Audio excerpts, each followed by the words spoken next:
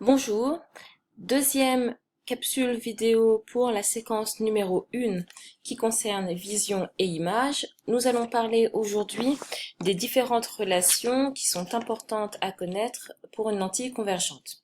Tout d'abord, la relation de conjugaison qui peut nous donner les positions respectives d'un objet et de son image.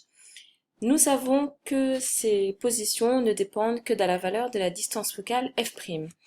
Il existe donc une relation entre la position OA d'un objet et celle de son image OA', qui est appelée relation de conjugaison. Nous avons donc 1 sur OA' moins 1 sur OA, qui est égal à 1 sur f'.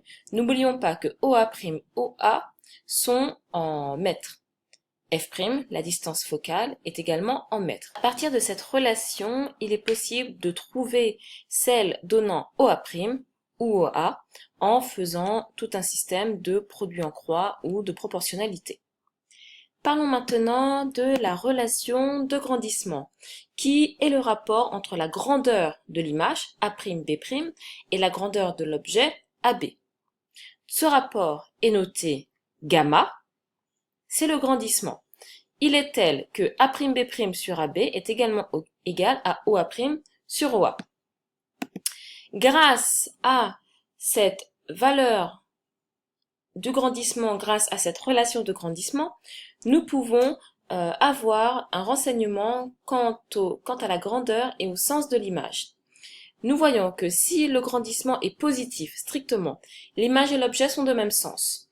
Si ce grandissement est par contre négatif, l'image et objet sont de sens contraire, donc inversé. Si la valeur absolue du grandissement est supérieure à 1, l'image est plus grande que l'objet. Si cette valeur absolue est inférieure à 1, l'image est plus petite que l'objet.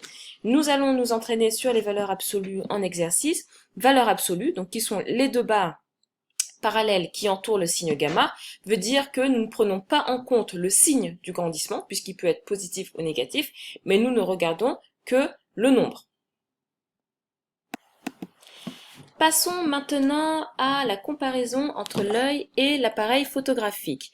Nous allons voir qu'il y a des similitudes dans le fonctionnement de l'œil et de l'appareil photo, mais également dans la diapositive suivante, des différences.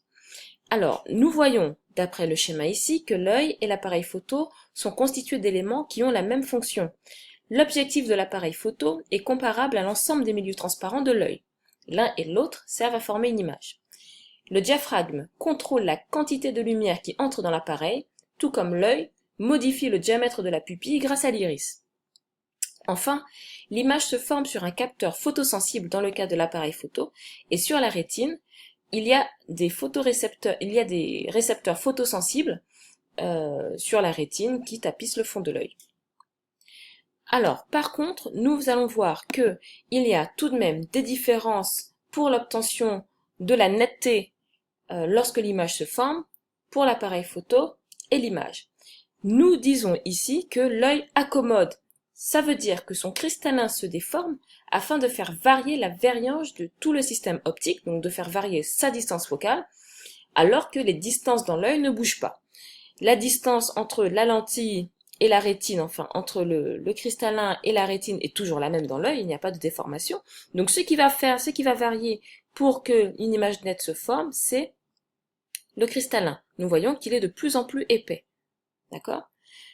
Alors que pour un appareil photo, on parle de mise au point, la mise au point se fait par déplacement de l'objectif, donc qui est de distance focale constante par rapport au capteur. Donc nous voyons bien que ici l'objectif, donc la lentille, a bougé par rapport à ce schéma ici.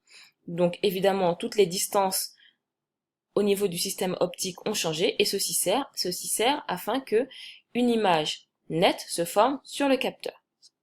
On résume donc, pour finir, qu'il y a des similitudes. On revient sur cette partie-là qui est importante entre l'œil et l'appareil photo, l'objectif qui peut être assimilé au cristallin, le diaphragme à l'iris et le capteur, qui est donc le film, à la rétine.